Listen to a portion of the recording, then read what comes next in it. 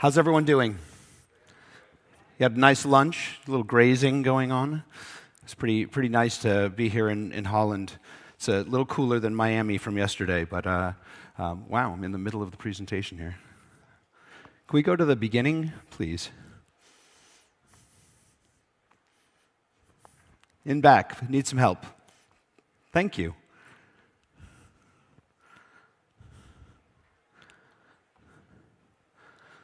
All right, everybody, while we're waiting for this, who's here is the first time at Griff? Oh, many. All right, much cooler spot here in Amsterdam than Dubai. Really excited to come to Amsterdam. It's one of my favorite cities in the world. Really appreciate the hosts here from Bench Events. They've been great hosts over the years. Okay, well, looks like we're back. Convenience Revolution. I'm Noveshen. I'm the founder of the Culinary Edge and also Starbird Chicken and Pacific Catch restaurants in San Francisco, California. A little bit about the Culinary Edge. We're an innovation agency, and we work out of our innovation center in San Francisco, California. We have a team of creatives, chefs, marketing experts, entrepreneurs, and we love to take on big problems. It's all about problem solving in our world. Innovation is really the answer to solving problems. And so if anyone is ever out in San Francisco, please drop a line. We serve lunch every single day in our facility. We're an open house. We're about hospitality. We're about welcoming people in our community. This is about a sharing of ideas. We love to break bread together every day. We're about building great food and beverages experiences. And when we talk about experiences, it's every part of the journey of interaction with food. Anticipation, all the way through to connecting within the visual aspects, the digital aspects, the merchandising, the service, and of course the food and beverage. We work across the spectrum of food and beverage companies, from startup all the way to Starbucks. We work with 6 of the top 10 global food companies in the world. And we just love to get in and dig in and empathize with people's journeys wherever they're trying to solve problems in their businesses. And love to speak with anyone here who wants to share some of their problems. We just love to jam on those kind of conversations. We're restaurateurs. How better way to empathize with your clients than to live every single day the situations that they live. Starbird Chicken is our newest venture. We're positively delicious chicken, sandwiches, tenders, salads, gluten-free product. Basically, we set out to reinvent fast food, fixing everything that was bad about fast food, the poor quality ingredients, the bad service, the horrible environments, and just re-energize that space, all in a forum around positively delicious chicken. I'm also the founder of a restaurant company called Pacific Catch. Pacific Catch is a West Coast fish house serving sustainable seafood. And the really cool thing about Pacific Catch, we had our 15-year anniversary this year, and we've got a chain, we'll have over 11 restaurants open this year. But we ourselves reinvented our food. You can see here, we go from the casual tacos and fries and beans to a little bit more elegant seafood platters. We're not a traditional East Coast fish house, but more a West Coast one, where we're using contemporary Latin and Asian flavors and providing them to consumers in ways that are healthier and more environmentally friendly connectivity with the environment. All right, so we're talking about convenience today. God, are we tired of talking about convenience? Why are we talking about convenience over and over and over again? Well, we're talking about it because it's still growing year on year, the importance of this to the consumers, not only in their home, but when they go out. Every bit and every interaction of their experiences need to be more convenient because they're very time-starved, right? The one thing we have less and less of every day is time, right? So, hey, table stakes, right? Mobile app, digital interface. This is Sweetgreen, one of our clients in California. They are sort of one of the leaders in native apps, right? Some of the best ways to understand your nutrition, best ways to connect to curate your own meal, but also be inspired by their brand. But it's not only brands like Sweetgreen who are leading a convenient revolution, it's the big ones, right? Overnight, McDonald's became the #1 Uber Eats delivery platform in America when they launched, right? Hamburgers and French fries delivered. Does that just seem not right? You know, like burgers don't travel well, fries don't travel well. It shows you how powerful the consumer's need state around convenience is, that they're willing to have fries that are a little limp and a burger that's a little tepid, but for the convenience of getting it in their home every day. So who's participating? 86% of consumers are using off-premise services at least once a month, okay? 86% in the US, right? 28% of them are ordering weekly, right? So how are we going to keep up with this demand for convenience? How are we going to differentiate, right? This is the tablet delivery of old, right? This is a problem that exists where everything is disconnected. And hopefully Ian's solution of the future is going to completely eliminate this with, 5G. The 4Gs and the 5Gs. I love the technology stuff to understand that it's going to make our world better and faster. This is a problem of the past, but this is a problem of the current, right? How do you differentiate when you've got all these different apps and access points, right? How do you differentiate your company? How do you get noticed in a virtual world? This is the trick that we're trying to solve and that we're trying to think about. And we want to be thinking about today how you guys can be leaders in this convenience revolution. So how are we going to tackle this problem today? We're going to talk about the drivers, what's behind it, what's driving this, right? And then we're going to talk about the new operating models, both for people who are in their homes and for others who are outside their homes. How do you get them into your restaurants, into your establishments? What are the cutting-edge ways that brands are activating consumers? So let's talk about the drivers. All right, our favorite group of people. Okay, I promised to not say the word millennial today, but so I'll let the slide say it. I guess I lost my bet. The millennials are really driving this revolution. And why are they driving it, okay? You know, they are just part of this digital age where every transaction interaction wants to happen in the palm of their hand. They want it now. They're going to get it now. This is how they function every day. The good news about this, though, is if you look at that stat there that says 87% will splurge on a nice meal even when money is tight. How can we as business owners not love these folks, right? They just want to have experiences, right? They want to continue to experience our brands, and we've got to connect with them. So they grew up originally with the Amazon online, right? But the paradigm has shifted in convenience with something called Amazon Prime. Now, Amazon is changing the way that the world works here, right?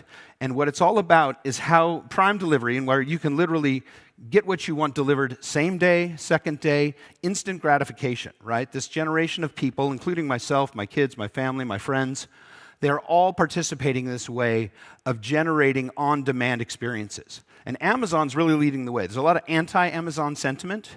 Amazon was getting ready to move into New York City, creating 25,000 jobs, but the $3 billion tax credit that they were going to get kind of pissed off the locals there. So it's really fascinating, the dilemma that this business is facing in big cities too. So this is the crux of it, though. So in the future, success is going to happen when businesses figure out how to decline the cost and increase transparency, right? So if you think about takeout today in your restaurants, why do we do takeout, right? You think about, I'm going to get up, I'm going to go to this place, I'm going to use up my valuable time, I'm going to pick up something, I'm going to carry it all the way back from whence I came, right? Where is the value add in the situation, right? So why are people doing this? So of the 50% of all these takeout or off-premise experiences, right now about 35% of them in the US are actually people physically going to the space, and 15% of them are getting delivery. So what's going to happen? Delivery is going to increase, but how and why? So declining cost is number one, okay? People don't want to pay for delivery. So as delivery costs come down, that is going to take the barrier down. And the other piece is around increasing transparency, that fear. When is it going to show up, right? That anxiety relief that people are seeking to alleviate every day. So there it is, Amazon Prime, free same-day delivery, free, biggest word there. They've realized that the consumer's biggest touch point and pain point is about free delivery, right? Caviar, a delivery service in San Francisco, zero delivery fees, zero delivery fees, zero delivery fees. If you look here on Grubhub, biggest delivery service. They literally have a feature where you can click on, I only want to look at restaurants that provide me free delivery. This is the pain point that consumers are trying to get through. So when you're thinking about your business and what's critically important to the consumer, this is the pain point, one of the biggest ones. Speed is another one, right? And when am I going to get it? Can I depend upon it? Hey, here's another drone. I'm going to show you lots of drones today because they're the future. They're now. Maybe they're both. Another company in Canada is doing package delivery. But the cool thing, Uber Eats is going to be launching drones also. So food is clearly the new horizon when it comes to drone delivery. And what we've learned is that the future is not yesterday, but the future is now. In China today, drones are delivering food currently. This is a company called, it's owned by Alibaba. And what they do is they've got a route around 17 unique routes where they're delivering food in the airspace, right? So the critical piece of drones is all about where is airspace. This is the solution that everyone's trying to solve right now, that you can't just have things flying around at whim. So labor costs come down, speed increases. So I think they have 17 routes as they're shown right here. And clearly what's happening is that Shanghai, one of the busiest, most congested cities in the world, right? And the drone delivery is a first perfect delivery system for a place such as Shanghai. This will be coming to other cities soon enough. San Francisco, California, these things are all over the place. Cruise cars. These are automated cars that DoorDash is testing to drive. This is a joint project with, I believe, Ford. And so the cool thing is we get to see these all around the city, you know. And there are 5 stages, basically, of automotive automation. And Tesla just announced that their next version of car is going to be full stage 5, right? I arrived from the airport today, and I didn't take an Uber. I took a taxi, which is I never do in San Francisco. But there was a Tesla taxi I saw. I was like, I want to go in that thing. That thing was so cool. So I literally rode from the airport today in a Tesla. He was driving, but he really didn't even need to be. It was just so cool. Taxi cab pickup will all be done eventually in driverless cars. So when I was talking about this whole idea of anxiety reduction, this is something that's happening. So all the brands are doing this. Where is my package? I want to know where it is right now. I must have the knowledge. We have to reduce this anxiety for our consumers. Pizza tracking. Domino's Pizza, comp sales, 8% last year. In a market that is completely reducing every single day, winning because they have built the connection and the trust with their consumer that their pizza is going to get there, they're having fun ordering it. Some people are even watching it on their watches. It's table stakes now to have this type of transparency for where your delivery is coming from and going to ensure that the consumer can build that trust. So in recapping this, the drivers here, once again, embrace the technology that's going to facilitate cost reduction, right? Free delivery, cheaper delivery, reduce that, and also be transparent and allow your guests to relieve themselves of the anxiety of knowing where their products are. So let's talk a little bit now about the operating models.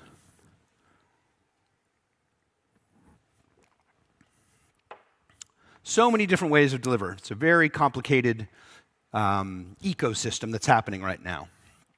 So let's break it down a little bit. We're going to talk about delivery within the home, what's the latest and greatest in that space, and what's happening outside the home. How are people driving people into their businesses and establishments? Okay? First and foremost, who's heard of cloud kitchens? Anybody here? Anybody operating a cloud kitchen? What's a cloud kitchen? Who's this guy? He looks like Dr. Evil. I don't know. He's like, this is Travis Kalanick, who was the former founder of Uber, who, brilliant guy, got in a little bit of tricky trouble and is no longer with Uber, but continued to leverage his insights and knowledge into the consumer need states and models to fulfill it and the logistics that Uber has produced. So what they have created is cloud kitchens. So what is a cloud kitchen? It's literally a virtual restaurant, right? So if you want to basically get into fulfilling the needs of consumers, how do you reduce cost? How do you increase speed? How do you improve upon transparency? Well, this is a solution for you, the restaurateurs. Basically, what a cloud kitchen is, it's about 25 different restaurants in a warehouse. Fortunately, they're building one across the street from my offices, and we are opening our first Starbird Chicken in a cloud kitchen. So not only will we be talking about this, but we will be living this ourselves, which we're very bullish on cloud kitchens. And so we're putting our money where our mouth is. So what they do is they supply equipment, infrastructure, and services, right? And what's cool about it is we built a restaurant last year, cost $1 million. $1 million restaurant, we're going to do 2.5 in sales. We'll get our ROI in about 2.5 years, 3 years if things go well. But there's a lot of risk, right? Who here has opened a restaurant in a bad location that drew down and dragged down others? Anybody? Okay, you're all lying. Okay, no, those two are honest, right? I've done it. And the last thing I want to do is open another restaurant that's going to that has the risk of dragging down others. I'm not saying it's the only thing we could do, but it's one thing that I want to mitigate that risk. So I'm going to open up a restaurant now for $50,000. And it's only going to take a month to open. Sign me up, right? We're going to leverage this establishment to do all our third-party delivery and also all our catering, right? So when you think about third-party delivery and catering, do you even need a storefront? No, right? Where we're lucky is that we've got an established brand, right? So if you are starting afresh and don't have a brand, you're going to get lost in that sea of 9 apps that you guys saw. You got to alleviate that. So our strategy is to build the brand and complement our real estate strategy and investment strategy with multiple cloud kitchens. How does it work? You've got Maya Blue, you've got Butcher Block. They're next to each other. There's 25 restaurants in one space, right? So why is that? What's good about that? Well, the one thing is that they have a system where all third-party delivery orders are going into one terminal, one filtered system. So if you're working in the kitchen, you have a big flat-screen television or monitor, and it just has orders. You're agnostic to where it's going to, who it's from, anything. All you need to do is focus on assembling food, right? No order taking, no cash transaction, no front of house. They have runners that basically you hit a button. They have people in the cloud kitchen that run your food up to the front, right? So that in itself is just dramatically reducing your labor costs, right? On the back end, what's so cool is the delivery people now, because they have one pickup spot for 25 businesses, they're amalgamating orders. And they can take one spot that's within a 3-block radius, take 3 orders that are coming up within that radius, consolidate them, and deliver them. This is what's lowering the cost, okay? It's all about lowering the cost of delivery. This is how delivery is going to take over takeout. It's another picture of how this is happening. Cool thing that's also happening is that there's literally on the review sites, delivery-only businesses are getting rated, they're getting recognized as an entire category. So this is an early phase, but this is not something that's in the future. This is now. So talking from home now to maybe office or apartment or bigger structure, there's something called Stockwell. Stockwell is really, really cool. Stockwell is basically your local bodega, local corner store coming to life within your building, your workplace, or your place of living. It's really a mini bar on steroids or a convenience store literally located anywhere you want. Very inexpensive to install. Everything is done by lift and weight and app driven, okay? In the workplace, in the home, these are very, very big and growing right now in the States. And the most convenient brand of all, 7-Eleven, they're in the game too. 7 Now, that's their new brand. Want it, get it, 7-Eleven Now, tapped into Ariana Grande's vibe. And of course, they have a drone. So, coming soon. One other thing that's evolving but not here yet. So if anyone wants to invest in an area of absolute growth, is going to be around packaging. Understanding how to make food travel better, provide great branded experiences, right? So if you're not eating this food in the restaurant and don't know what it is, the packaging has to tell your story, right? So this evolution of packaging is a critical component to connecting with your consumers and the functionality of it. This is a really cool one from Korea, I believe. Is this from Korea? Maybe from China.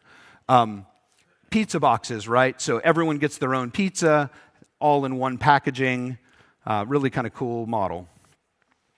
And this, even better. Sushi rolls, literally wasabi, soy sauce packed into the ends, tied up with the chopsticks on top. Great design, really innovative product. All right, let's shift gears now. In the last 5 or so minutes, we're going to talk about going outside the home. So when we talk about outside the home, this is saying, well, how is convenience affecting me or impacting me outside the home? And when the consumer thinks about convenience outside the home, it's, I don't want to drive from 4 different places. I want to have experiences in one stop. So this is the 50s and 60s in America. This is the drive-in. Basically, you're getting entertainment, you're popping your own popcorn, you're hanging with a speaker out your window, you've got your own intimacy space and privacy, all while enjoying entertainment. In the 90s, it was kind of this, Dave & Buster's, the first wave of eatertainment, right? And Dave & Buster's, if you're not familiar with it, is typically gaming, bar, sporting event watching, etc. Typical redemption stuff, fun center, but this is stuff that's a little bit tired. So what's the new wave look like? Well, this here is a place in San Francisco called Urban Putt. Urban Putt it's part art gallery, part entertainment, part bar, all built around miniature golfing. And it's sort of like if Willy Wonka made a golf course and put it in a 100-meter square room, how would he do it, right? And it's really, really fun, fantastic, engaging. They have literally made putt-putt golf fun again. The most contemporary bar in the area. On a more grand scale, we look at Las Vegas. This here is Top Golf. Anybody been to a Top Golf? Amazing place. These lounges are just built for, it's like creating your living room. It's sort of indoor-outdoor experience, great at daytime, and flows into the nighttime. Corporate events are booming in these places, groups of friends, individuals. I think the Brits call it competitive socializing. This is part of this movement. We call it eatertainment in the States, but this is really a big push. Punch Bowl Social is another eatertainment brand. And what these guys are doing is cool, is they're kind of being nostalgic. They've got this industrial chic vibe going on, but are serving top quality food, different types of gaming and engagement, but in a much more thoughtfully designed facility. This place here, Rec Room, is a brand that we helped co-create. It's basically a 6,000 square meter facility. Massive entertainment, gaming, 4 different food venues, and axe throwing, because everybody needs to get a good round of axe throwing in. Canadian pastime. So finally, I want to leave you guys with talking about the hospitality space. Who recognizes this lobby? Anybody? Where is this? Soho House, yes. How much do you guys love Soho House? I don't know. We've got our team at the Culinary Edge who, always wants to go to Soho House. And I'm like the old guy in the group, but I get dragged along to Soho House, but it makes me feel young again. Okay, so Soho House has done an amazing job of being exclusive yet inclusive, right? So Soho House has 25 properties around the world. They just bought the property in San Francisco. It was the old Armory. Armory was also famous for being a film production center. I'll leave it at that no longer is functioning. But an incredible, incredible building that they're going to convert, which is part of the gentrification of the Mission. So you can start off your day, a meeting, casual, business center type of environment. It converts nighttime to a bar and restaurant. It's got state-of-the-art gyms, spas. There's really no reason to leave. This is a club. This is your home away from home. This is the ultimate convenience for a traveler that is not compromising on coolness, on ways to conduct business, ways to be a host, ways to take care of oneself. And the latest wave is something by the name of, I always forget the name of this place, it just opened up. Assembly. So Assembly is a unique offering in that it's a women's only membership club. So picture Soho Club for women. They've got all kinds of facilities and activities for professional women to meet, to conduct business, to have self-care, and to experience a luxurious lifestyle. So these are the new operating models, and ultimately we think about how these are addressing the consumer needs, both inside the home and outside. So what do we take away for today? Invest in a multi-tiered convenience strategy, okay? Think about convenience in more ways than just what's going to be delivered to the consumer at home, right? Every part of the journey is a way that you can connect with your consumers and improve their convenience experience. Meet them where they are, okay? Whether it be the drive-through, whether it be delivered to their home, whether it be an all-encompassing entertainment experience. Be there to connect with them. Bring your brand's personality to every touch point. Like we said, your app's got to stand out. Your packaging's got to deliver on brand, okay? Don't forget those things. Prioritize the human elements. We're still in the hospitality business. Technology will never replace the connections that people seek in food and beverage experiences. And finally, the future is now. As we see it, drones are delivering already. These things that people say are coming will be here before you know it. So stay ahead of the curve. We don't know what Cloud Kitchen is going to bring us. We're going to blaze a new trail and we're going to learn a lot of things. I feel happy that it's going to be a lower risk investment than plopping $1 million down. We can retool, we can learn, we can innovate, we can test, we can revise. Thank you.